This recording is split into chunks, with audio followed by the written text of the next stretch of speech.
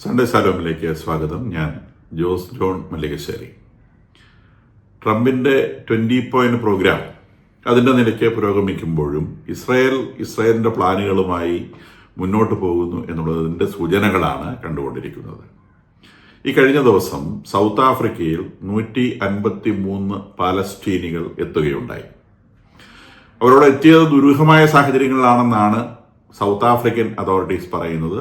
ജോഹന്നസ്ബർഗിനടുത്തുള്ള ഒരു എയർപോർട്ടിലാണ് ഈ 153 പാലസ്തീനികളെയും വഹിച്ചുകൊണ്ടുള്ള വിമാനം എത്തിയത്. കെനിയയിലെ നെയ്റോബിയിൽ നിന്നാണ് ഈ വിമാനം സൗത്ത് ആഫ്രിക്കയിലേക്ക് എത്തിയിട്ടുള്ളത്. ഇപ്പൊ നെയ്റോബിയിലേക്ക് എത്തിയിട്ടുള്ളത് പിന്നീട് അന്വേഷണത്തിൽ മനസ്സിലാവുന്നു ഇത് ഇസ്രായേലിൽ നിന്നാണ് എത്തിയിട്ടുള്ളതെന്ന് മനസ്സിലാവുന്നു. പക്ഷേ ഈ പാലസ്തീനികളുടെ കയ്യിലുള്ള ട്രാവൽ ഡോക്യുമെന്റ്സിൽ, പ്രത്യേകിച്ച് പാസ്പോർട്ടിൽ ഇസ്രായേൽ സ്റ്റാമ്പ് ചെയ്തിട്ടില്ല. അതുകൊണ്ട് ഇവരെ ഇസ്രായേലിൽ നിന്നാണ് പുറപ്പെട്ടത് എന്നുള്ളതിന് തെളിവൊന്നുമില്ല. എന്തായാലും 153 പാലസ്തീനികൾ ജോഹന്നസ്ബർഗിലെ എയർപോർട്ടിൽ എത്തിയപ്പോൾ അവർ ആദ്യം അത് തടഞ്ഞു വെച്ചു. കാരണം പ്രോപ്പറായിട്ടുള്ള ട്രാവൽ രേഖകൾ ഇല്ലാതെയാണ് ഇവരെല്ലാവരും വന്നിരിക്കുന്നത്. ആർക്കും സൗത്ത് ആഫ്രിക്കൻ വിസ ഇല്ല. പക്ഷേ സൗത്ത് ആഫ്രിക്ക ഈ പാലസ്തീനികളോട് വലിയ ദയവുള്ള രാജ്യമാണ്. നെതന്യാഹുവിനെ ശിക്ഷിക്കണമെന്നും തൂക്കിക്കൊള്ളണമെന്നൊക്കെ പറഞ്ഞ് ബഹളം കൂട്ടുന്ന രാജ്യമാണ് സൗത്ത് ആഫ്രിക്ക. അപ്പൊ അതുകൊണ്ട് തന്നെ സൗത്ത് ആഫ്രിക്കയിലെ ജനങ്ങൾക്ക് പാലസ്തീനികളൊക്കെ താല്പര്യമുണ്ട്. അപ്പൊ അവിടുത്തെ മനുഷ്യാവകാശ സംഘടനകൾ ബഹളം വെക്കാൻ തുടങ്ങി. ഈ വിമാനം വന്ന് 12 മണിക്കൂർ ടാർമാർക്കിന് പുറത്തു നിന്നു ആളുകൾ ഇറങ്ങാൻ സമ്മതിക്കാതെ. പക്ഷേ സൗത്ത് ആഫ്രിക്കയിൽ നിന്നുണ്ടായ ഇന്റേണൽ പ്രഷറിന്റെ പേരിൽ അതോറിറ്റീസിന് ഈ പാലസ്തീനികളെ അവിടെ ഇറങ്ങാൻ അനുവദിക്കേണ്ടി വന്നു. അങ്ങനെ 153 പാലസ്തീനികൾ സൗത്ത് ആഫ്രിക്കയിൽ ഇറങ്ങുന്നു. അവർക്ക് സൗത്ത് ആഫ്രിക്കൻ നിയമം അനുസരിച്ച് 60 ദിവസത്തേക്ക് വിസ ഇല്ലാതെ സൗത്ത് ആഫ്രിക്കയിൽ കഴിയാവുന്നതാണ്, ഫ്രീ ആയിട്ട് കഴിയാവുന്നതാണ്. അവർക്ക് എവിടെ വേണമെങ്കിലും യാത്ര ചെയ്യുകയും ചെയ്യാം. അപ്പോൾ അത് സൗത്ത് ആഫ്രിക്കൻ നിയമമാണ്. അപ്പൊ ആ നിയമത്തിന്റെ സ്വാതന്ത്ര്യം ഉപയോഗിച്ച് അവര് സൗത്ത് ആഫ്രിക്കയിൽ എത്തിയിരിക്കുന്നു. ഇനി അവർക്ക് വേണമെങ്കിൽ അവിടെ അസൈലത്തിന് അപ്ലൈ ചെയ്യാം. അങ്ങനത്തെ പല കാര്യങ്ങളുണ്ട്. അപ്പൊ ഇതിൽ നിന്ന് മനസ്സിലാവുന്നത് ഇസ്രയേല് പതുക്കെ ഗാസയിൽ നിന്ന് ആളുകളെ ഒഴിപ്പിച്ചു തുടങ്ങി എന്ന് തന്നെയാണ്. അപ്പൊ ഗാസയിലെ നിവാസികളെ, പാലസ്തീനികളെ അവിടെ നിന്ന് ഒഴിപ്പിക്കും എന്നുള്ളത് ഇസ്രായേലിന്റെ പ്രഖ്യാപിത ലക്ഷ്യമാണ്. അമേരിക്ക അത് പ്രഖ്യാപിച്ചിട്ടില്ലെങ്കിലും ഈ സംഗതി തുടങ്ങുന്നത് ഇതിനെ Rivera of the middle east ആക്കും എന്നുള്ള ട്രംപിന്റെ പ്രഖ്യാപനത്തോടു കൂടി തന്നെയാണ്. അപ്പൊ ഇത് ട്രംപും നെതന്യാഹുവും തമ്മിലുള്ള ഒരു ഒത്തുകളിയാണോ എന്ന് ഇത്തരം കാര്യങ്ങളൊക്കെ ഇനി തെളിഞ്ഞു വരാനേ ഉള്ളൂ. എന്തായാലും ശരി, 153 പാലസ്തീനുകൾ സൗത്ത് ആഫ്രിക്കയിൽ എത്തിയിട്ടുണ്ട്. സൗത്ത് ആഫ്രിക്കയുടെ ഒരു മുട്ടൻ പണിയാണെന്ന് പറയാൻ നിവർത്തില്ല. കാരണം അവരുടെ പെർമിഷൻ ഇല്ലാതെയാണ് അവരുടെ രാജ്യത്ത് ആളുകളെ കൊണ്ട് ഇറക്കിയിരിക്കുന്നത്. നോക്കുമ്പോൾ ഇത് നെയ്റോബിയിൽ നിന്നാണ് വന്നിട്ടുള്ളത്, കെനിയയിൽ നിന്നാണ്. ഇവർക്ക് ഇസ്രായേൽക്കാരോട് ഒന്നും ചോദിക്കാൻ പറ്റില്ല. നിങ്ങൾ ഇങ്ങോട്ട് കയറ്റി വിട്ടോ, ഇങ്ങനത്തെ കാര്യങ്ങളൊന്നും ചോദിക്കാൻ പറ്റില്ല. എത്തിക്കഴിഞ്ഞാൽ ഇറക്കാതിരിക്കാൻ പറ്റില്ല. കാരണം അവർ ഭയങ്കരമായിട്ട് പാലസ്തീനികളെ സ്നേഹിക്കുന്നവരാണ്. അപ്പം സ്നേഹിക്കുന്നവരോട് ഇവർക്ക് എന്തായാലും മറുത്തൊന്നും പറയാൻ പറ്റില്ല. പ്ലീസ് വന്നോളൂ എന്നേ പറയാൻ പറ്റുള്ളൂ. ഇവരാണ് കയ്യിലൊന്നും ഇല്ലാതാണ് വന്നിരിക്കുന്നത്. ഏതാനും ദിവസത്തേക്ക് ചെലവിനുള്ള പൈസ അവരുടെ കയ്യിലുണ്ട്. അത് കഴിഞ്ഞാൽ പിന്നെ അവർക്ക് ജീവിക്കാനുള്ളത് അവിടെ നിന്ന് കണ്ടെത്തേണ്ടി വരും. എന്തെങ്കിലും തൊഴിൽ, എല്ലാ ഫാമിലിയാണ്. അപ്പൊ ഇത് അൽ ജസീറ ഇതിനെക്കുറിച്ച് അന്വേഷിച്ച് ഒരു റിപ്പോർട്ട് തയ്യാറാക്കി അവരുടെ അൽ ജസീറയിലുണ്ട്. അപ്പൊ അൽ ജസീറയിൽ കാണുന്നതനുസരിച്ച് ഇതിന്റെ തുടക്കം എന്ന് പറയുന്നത് അൽമാദ് യൂറോപ്പ് എന്ന് പറയുന്ന ഒരു NGO അവരുടെ വെബ്സൈറ്റുകളിൽ ഇങ്ങനെ വിവിധ രാജ്യങ്ങളിലേക്ക് പോകാൻ താല്പര്യമുള്ള പാലസ്തീനികൾ രജിസ്റ്റർ ചെയ്യണം എന്ന് പറഞ്ഞുകൊണ്ട് സോഷ്യൽ മീഡിയയിൽ, ഫേസ്ബുക്ക്, വാട്സാപ്പ്, എക്സ് പ്ലാറ്റ്ഫോം, ഇങ്ങനത്തെ വിവിധ സോഷ്യൽ മീഡിയ പ്ലാറ്റ്ഫോമുകളിൽ ഈ അൽമാദ് യൂറോപ്പ് എന്ന് പറയുന്ന ജർമ്മനിയിൽ ബേസ് ഉള്ള സംഘടന, അവർക്ക് ജെറുസലേമിൽ ഓഫീസ് ഉണ്ട് എന്നാണ് ഇവർ അവകാശപ്പെടുന്നത്.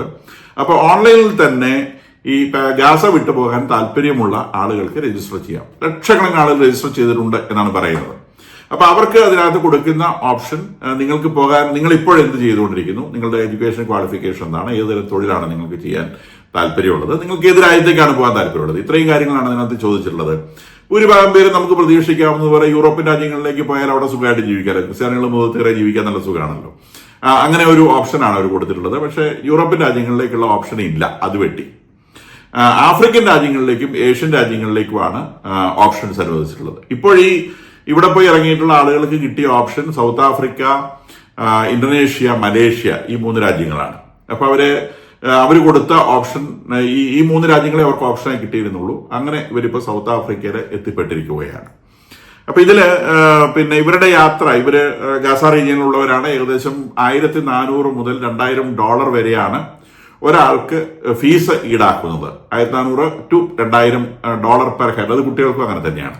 ഫാമിലികൾക്കാണ് പ്രിഫറൻസ്. മക്കളെയും ആയിട്ട്, കുഞ്ഞുങ്ങൾ, ഭാര്യയും മക്കളും എല്ലാം അടങ്ങുന്ന കുടുംബം ഒന്നിച്ച് യാത്ര ചെയ്യുന്നവർക്കാണ് പ്രിഫറൻസ് കൊടുത്തിട്ടുള്ളത്. കൂടാതെ ഒരു കുടുംബം യാത്ര ചെയ്യുമ്പോൾ അവരുടെ ബന്ധുക്കളായിട്ടുള്ള കുടുംബങ്ങൾക്കാണ് പ്രിഫറൻസ് കൊടുക്കുന്നത്. വിച്ച് മീൻസ് ഒരു എൻ്റയർ ഫാമിലി അവിടെ നിന്നും ട്രാൻസ്പോർട്ട് ചെയ്യപ്പെടുന്നു വേറെ ഏതോ സ്ഥലത്തേക്ക്, പിന്നീട് തിരിച്ചു വരാനാവാത്ത സ്ഥലങ്ങളിലേക്ക് എൻ്റയർ ഫാമിലി അവരുടെ ബന്ധുക്കളടക്കമുള്ള ആളുകൾ ട്രാൻസ്പോർട്ട് ചെയ്യപ്പെടുന്നു എന്നാണ് നമ്മൾ ഇതിൽ നിന്ന് മനസ്സിലാക്കേണ്ടത്. അവരവരുടെ സ്വന്തം ഇഷ്ടപ്രകാരം പോകുന്നതാണ്. ഇസ്രായേൽ തള്ളി വിടുന്നൊന്നുമല്ല. കാരണം ഗാസയിലെ ജീവിതം അത്ര മനോഹരമായതുകൊണ്ട് എങ്ങനെയെങ്കിലും വിട്ടുപോകണം, ഹമാസിന്റെ പിടിയിൽ നിന്ന് രക്ഷപ്പെടണം എന്നുള്ള ആഗ്രഹമുള്ള ആളുകളാണ് ഇതിനകത്ത് രജിസ്റ്റർ ചെയ്തു പോകുന്നത്. അപ്പൊ ഇതില് ഇവരോട് പറഞ്ഞിട്ടുള്ളത്, ഇവരാരും ഈ പറയുന്ന ഏജൻസിയെ നേരിട്ട് കണ്ടിട്ടോ അല്ലെ സംസാരിച്ചിട്ടോ ഇല്ല. ഇവർക്ക് ഈ പൈസ അടച്ചു കഴിഞ്ഞാൽ ഈ പ്ലാറ്റ്ഫോമിൽ തന്നെ, ഈ സോഷ്യൽ മീഡിയ പ്ലാറ്റ്ഫോമിൽ തന്നെ അവർക്ക് അവരുടെ ഇറ്റർണറി വരും. അവരോട് പറഞ്ഞിട്ടുള്ള ഒരു ബസ് സ്റ്റേഷനിൽ എത്താൻ പറഞ്ഞു. ആ ബസ് സ്റ്റേഷനിൽ നിന്ന് അവരെ കരീം അബു സലീം ക്രോസിംഗ് എന്ന് പറയുന്ന ഒരു സ്ഥലത്ത് എത്തിക്കുന്നു. അത് ഗാസയിലെ ഒരു ക്രോസിംഗ് ആണ്. ആ ക്രോസിംഗിൽ നിന്ന് ഒരു മിലിറ്ററി എയർബേസ് എത്തിച്ച് മിലിറ്ററി എയർബേസിൽ നിന്ന് എയർലിഫ്റ്റ് ചെയ്താണ് നെയ്റോബിയിൽ എത്തിച്ചിട്ടുള്ളത് എന്നാണ് മനസ്സിലാവുന്നത്. അപ്പൊ ഇവര് അവിടെ നിന്ന് ഇസ്രായേലിൽ നിന്ന് ലീവ് ചെയ്യുന്ന സമയത്ത് ഇവിടുത്തെ യാത്രക്കാരെ ഈ അൽ ജസീറയുടെ ആളുകൾ കണ്ടിട്ടുണ്ട്. അപ്പൊ അവർ പറഞ്ഞത് ഇസ്രായേലിന്റെ മാർക്കുള്ള ഒരു സാധനവും കയ്യിൽ വെക്കാൻ സമ്മതിച്ചിട്ടില്ല. അതായത് പ്രാക്ടിക്കലി ഒരു ലഗേജും ഇവർക്ക് കൊണ്ടുപോകാൻ സാധിച്ചിട്ടില്ല. കാരണം ഇവർ ഇസ്രായേലിൽ നിന്നാണ് വരുന്നത് എന്നുള്ള എന്തെങ്കിലും തെളിവ് ഇവരുടെ കയ്യിൽ ഇല്ലാത്ത രീതിയിലാണ് ഇവരെ അയച്ചിട്ടുള്ളത് എന്നാണ് മനസ്സിലാവുന്നത്. അപ്പൊ ഇതിന്റെ നെറ്റ് ഇഫക്റ്റ് നമ്മൾ മനസ്സിലാക്കുന്നത് ഗസയിൽ നിന്ന് ആളുകളെ ഒഴിപ്പിക്കുന്നതിന് തുടക്കമായി എന്നുള്ളതാണ്. ഗസ നിവാസികൾ അവിടെ നിന്ന് ബഹുഭൂരിഭാഗം ആളുകളും ഒഴിഞ്ഞു പോകാൻ തയ്യാറാണ്. കാരണം ഒരു റീകൺസ്ട്രക്ഷൻ, റീബിൽഡിംഗ് ഇതൊന്നും പോസിബിൾ ആയിട്ടൊരു അവസ്ഥയല്ല. കാരണം അവിടെ മുഴുവൻ ആകെ തകർത്ത് തരിപ്പണാക്കിയിട്ടിരിക്കുകയാണ്. അതിന്റെ മുകളിൽ ഒരു റീബിൽഡിംഗ് എന്നൊക്കെ പറയുന്നത് ബുദ്ധിമുട്ടാണ്. കൂടാതെ ഈ ഹമാസ് എന്ന് പറയുന്ന ക്യാൻസർ അവിടുന്ന് ഒഴിഞ്ഞു പോവുകയില്ല എന്ന് അവർക്ക് നല്ല ഉറപ്പുണ്ട്. ഈ ഇന്റർവ്യൂ ചെയ്ത അൽ ജസീറ ഇന്റർവ്യൂ ചെയ്ത ആളുകൾ തന്നെ പറയുന്നത് അവർക്ക് ഏറ്റവും കൂടുതൽ ഭയമുള്ളത് ഹമാസിനെയാണ് എന്നാണ്. അപ്പം ഹമാസിന്റെ ആ കാൽക്കീഴിൽ ജീവിതകാലം മുഴുവൻ കഴിയേണ്ടി വരും. അവർക്ക് ഒരിക്കലും രക്ഷപ്പെടാനാവില്ല. അപ്പൊ സൗത്ത് ആഫ്രിക്കയിൽ എത്തിയ സമയത്ത് സ്വാതന്ത്ര്യത്തിന്റെ ഒരു എയർ ശ്വസിക്കാൻ കഴിഞ്ഞു എന്നാണ് അവർ ആദ്യം പറഞ്ഞത് എന്ന് ഈ ലേഖകൻ തന്നെ അറിഞ്ഞോ അറിയാതെയോ റിപ്പോർട്ട് ചെയ്തിട്ടുണ്ട്. അപ്പം ഹമാസിന് വേണ്ടി അനുകൂലമായിട്ട് നിൽക്കുന്ന ഒരു പ്രസിദ്ധീകരണമാണ് അൽ ജസീറ എന്ന് പറയുന്നത്. അപ്പൊ അവർ ഇത്തരം ഒരു കാര്യം പറയണമെങ്കിൽ എത്രത്തോളം അവർ ഹമാസിനെ കുറിച്ച് പറഞ്ഞിട്ടുണ്ടാവും എന്നുള്ളതും ഒരു സൂചനയാണ്. അതിനിടയിലൂടെ ഈ ടണലിനുള്ളിൽ കഴിയുന്നവരെ സംബന്ധിച്ച് നമ്മൾ പുറത്തു വരുന്ന വാർത്തകൾ കഴിഞ്ഞ ദിവസം നമ്മൾ പറഞ്ഞിരുന്നു, അമേരിക്കയുമായിട്ടൊരു അണ്ടർസ്റ്റാൻഡിംഗ് ഉണ്ടായി, ടർക്കിയിലേക്ക് ഇവരെ വിടാൻ സാധ്യതയുണ്ട്. അങ്ങനത്തെ ഒരു അണ്ടർസ്റ്റാൻഡിംഗ് ഉണ്ടായിട്ടില്ല എന്നാണ് ഇപ്പൊ ഇസ്രായേൽ പറയുന്നത്. അങ്ങനത്തെ ഒരു കാര്യം ഉണ്ടായിട്ടില്ല. ഇവര് പിന്നെ ടണലിനുള്ളിൽ കഴിയുക തന്നെയാണ്. അപ്പൊ ഇതിനകത്തുള്ള ഒരു പ്രധാന പ്രശ്നം എന്ന് പറയുന്നത് ഈ ടണലിനകത്ത് വെള്ളമുണ്ടോ ഭക്ഷണമുണ്ടോ, ഈ ടണലിന് പുറത്തു വന്നാൽ വെടിവെക്കുമല്ലോ. അപ്പൊ അതിനകത്ത് കിടന്ന് ഇവരുടെ ചത്തുപോയിട്ടുണ്ടോ, ഇത്തരം കാര്യങ്ങളൊന്നും അറിയാൻ പാടില്ല. അപ്പൊ ടണലിൽ നിന്ന് പുറത്ത് വന്നവരെന്ന് തോന്നുന്ന ആളുകളെ ഇന്നലെ 8 പേരെ ഇസ്രായേൽ വധിച്ച കാര്യം നമ്മൾ പറഞ്ഞിരുന്നു. ടണൽ ഒരു നശിപ്പിച്ചിട്ടുണ്ട്. അപ്പൊ ഈ ടണൽ ഇവരെല്ലാവരും ഒന്നിച്ചല്ല, വിവിധ ടണലുകളിലാണ്. ഒരു 4, 5, 6 അതിന്റെ സെല്ലുകൾ എന്നാണ് വിളിക്കുക. ഹമാസിന്റെ സെൽ എന്നാണ് വിളിക്കുക. അപ്പൊ ടണലിന്റെ ഉള്ളിലുള്ള സെല്ലുകൾ, ആ സെല്ലുകൾക്കകത്ത് വസിക്കുന്ന ഈ ഹമാസ് ഭീകരർ ട്രാപ്ഡ് ആയി പോയിരിക്കുകയാണ്. ഇസ്രായേലിന്റെ നിയന്ത്രണത്തിലുള്ള റീജിയനിൽ ഇവർ ട്രാപ്ഡ് ആണ്. എത്ര പേരുണ്ട് എന്നതിനെ സംബന്ധിച്ചും കൃത്യമായ ധാരണയില്ല. അപ്പൊ ഏകദേശം 200 എന്നാണ് പറയപ്പെടുന്നത്. അവരെ നെതന്യാഹുവിനുള്ള ഒരു പ്രധാന പ്രശ്നം, രാജ്യത്തെ പ്രതിപക്ഷം തന്നെ ആവശ്യപ്പെട്ടിരിക്കുകയാണ് ഒരാളെ പോലും രക്ഷപ്പെടാൻ അനുവദിക്കാൻ പാടില്ല. അങ്ങനെ അനുവദിച്ചു കഴിഞ്ഞാൽ അത് നെതന്യാഹു രാജ്യത്തോട് ചെയ്യുന്ന വലിയ വഞ്ചനയാവും എന്നാണ് അവർ പ്രചാരണം കൊടുക്കുന്നത്. അപ്പൊ സ്വാഭാവികമായിട്ടും നെതന്യാഹുവിന് അതിൻ്റെതായ ബുദ്ധിമുട്ടുകളുണ്ട്. അപ്പൊ ഇവരെ ടർക്കിയിലേക്കോ അല്ലെങ്കിൽ വേറെ ഏതെങ്കിലും 3ാം രാജ്യത്തേക്കോ, ഞാൻ നേരത്തെ തന്നെ പറഞ്ഞിരുന്നു, ഇവരെ ഗസയിലേക്ക് പോകാൻ ഒരു കാരണവശാലും സമ്മതിക്കില്ല. അപ്പൊ ആയുധം വെച്ച് കീഴടങ്ങുകയാണെങ്കിൽ ഇവരെ ഗസയും ഈജിപ്തും അല്ലാത്ത വേറൊരു സ്ഥലത്തേക്ക് പോകാൻ അനുവദിക്കണം എന്നുള്ളതായിരുന്നു അമേരിക്കയുടെ ഡിമാൻഡ്. ഇസ്രായേൽ അതിനെ വഴങ്ങിയെന്നായിരുന്നു കഴിഞ്ഞ ദിവസം ന്യൂസുകൾ സൂചിപ്പിച്ചത്. പക്ഷെ ഇന്ന് ഇസ്രായേൽ എന്ന് പറയുന്ന ന്യൂസുകൾ സൂചിപ്പിക്കുന്ന അങ്ങനത്തെ ഒരു തരത്തിലുള്ള ടോക്കുകളും സംഭവിച്ചിട്ടില്ല എന്നാണ്. കൂടാതെ ഇസ്രായേൽ മിലിറ്ററി ഈ യെല്ലോ ലൈനിന് കിഴക്കോട്ടുള്ള റീജിയൻ, അതായത് ഇസ്രായേലിന്റെ നിയന്ത്രണത്തിലുള്ള റീജിയണിലെ ഈ തുരങ്കങ്ങൾക്കായി ഒരു ഭയങ്കര റിസർച്ച് നടത്തുന്നുണ്ട്. കാണുന്ന തുരങ്കങ്ങളൊക്കെ അവർ ബോംബിട്ട് തകർത്ത് കളയുന്നുണ്ട്. അപ്പൊ സ്വാഭാവികമായിട്ടും അതിനകത്ത് ഹമാസ് ഭീകരരുണ്ടെങ്കിൽ അവർ ആ ബോംബിന്റെ കൂടെ അങ്ങ് തീർന്നു പോകും. ഇവർ ഇതിനകത്ത് കയറി തപ്പി നോക്കാനും നിൽക്കുന്നില്ല, അവര് ബോംബിടുന്നു, അത് തകർത്ത് കളയുന്നു. അപ്പൊ ഈ ഹമാസ് ഭീകരർ ഉള്ള തുരങ്കമാണോ ഇല്ലാത്ത തുരങ്കമാണോ നശിപ്പിക്കപ്പെട്ടതെന്നൊന്നും അറിയാൻ നിവൃത്തിയില്ല. കാരണം ഈ ഇരിക്കുന്ന ഭീകരർക്ക് മിക്കവർക്കും ഈ ഹമാസ് നേതൃത്വവുമായി ബന്ധപ്പെടാനുള്ള കമ്മ്യൂണിക്കേഷൻ നെറ്റ്വർക്കും നഷ്ടപ്പെട്ടു പോയിട്ടുണ്ട്. മാത്രമല്ല, ഏതെങ്കിലും കമ്മ്യൂണിക്കേഷൻ നെറ്റ്വർക്ക് അവർ ഉപയോഗിച്ചാൽ കൃത്യമായിട്ട് ഇസ്രായേലിന് മനസ്സിലാവും ഇന്ന സ്ഥലത്ത് ആൾക്കാർ ഇരിപ്പുണ്ട്, അപ്പൊ കൃത്യമായിട്ട് അവന്റെ തലയിൽ ബോംബ് വീഴും. അപ്പൊ അത് അവർ പറയുന്നത്, ഇസ്രായേൽ മിലിറ്ററി പറയുന്നത് ഇത് 20 പോയിന്റ് പ്രോഗ്രാമിനകത്തുള്ളതാണ്. 20 പോയിന്റ് പ്രോഗ്രാമിന് പറയുന്നുണ്ട് ഹമാസിന്റെ ടണലുകൾ മുഴുവൻ നശിപ്പിക്കണം എന്നുള്ള 20 പോയിന്റ് പ്രോഗ്രാമിന്റെ ഭാഗമാണ്. അപ്പൊ 20 പോയിന്റ് പ്രോഗ്രാമിന്റെ അത് ഇന്ന സമയത്ത് ചെയ്യാൻ പാടുള്ളൂ അങ്ങനത്തെ കാര്യമൊന്നും പറഞ്ഞിട്ടില്ല. ടണൽ നശിപ്പിക്കണം എന്നുള്ളത് പറഞ്ഞിട്ടുണ്ട്. അപ്പൊ ഞങ്ങൾ നശിപ്പിച്ചു തുടങ്ങി. അപ്പൊ അതിനകത്ത് ആരാ ഉള്ളത് ഞങ്ങൾ നോക്കുന്ന പ്രശ്നമില്ല, ടണൽ കണ്ടുപിടിച്ചാൽ ഞങ്ങൾ അപ്പൊ തന്നെ നശിപ്പിക്കും. ഇതാണ് ഇസ്രായേലിന്റെ നിലപാട്. അപ്പൊ അവർ പറയുന്നത് ഇത് 20 പോയിന്റ് പ്രോഗ്രാമിന്റെ ഭാഗമായിട്ട് തന്നെ നടത്തുന്ന സംഗതികളാണ്, അല്ലാതെ 20 പോയിന്റ് പ്രോഗ്രാമിന്റെ വയലേഷനേ അല്ല.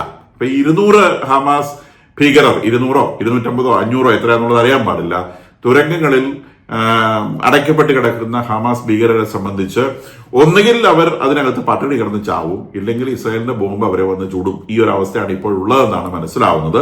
അതിനപ്പുറത്തേക്കുള്ള ധാരണകളൊന്നും അവരെ സംബന്ധിച്ച് എത്തിയിട്ടില്ല. ഇനി ഗസയിൽ നിന്ന് ആളുകൾ ഇതുപോലെ ഒഴിഞ്ഞു പോവുകയാണെങ്കിൽ കുറച്ച് കഴിഞ്ഞാൽ ഇത് കപ്പലിലൊക്കെ ആവും ആളുകളെ ഒഴിപ്പിച്ചു വിടുക വിവിധ രാജ്യങ്ങളിലേക്ക്. ഈ പാലസ്തീന് വലിയ ഐക്യദാർഢ്യം പ്രകടിപ്പിച്ച ആളുകളുടെ തീരത്ത് ഈ പറയുന്ന ആളുകൾ ചെന്ന് നിൽക്കുമ്പോൾ ഞങ്ങൾ എടുക്കുകയല്ലാന്ന് ഇവർക്ക് പറയാൻ പറ്റില്ല. കാരണം ഇവർ തന്നെ പാലസ്തീനുകൾക്ക് വേണ്ടി കരഞ്ഞുകൊണ്ടിരുന്ന ആൾക്കാരാണ്. കുറച്ച് നാൾ നിങ്ങൾ ഇത് വീട്ടിൽ വെച്ച് കരയെ എന്ന് പറഞ്ഞുകൊണ്ട് ഇവരെ വീട്ടിന്റെ മുറ്റത്ത് കൊണ്ട് വെച്ച് കഴിഞ്ഞാൽ അയ്യോ ഞങ്ങൾക്ക് വേണ്ടെന്ന് പറയാൻ പറ്റില്ല. അതാണ് ഇപ്പൊ സൗത്ത് ആഫ്രിക്ക പറ്റിയത്.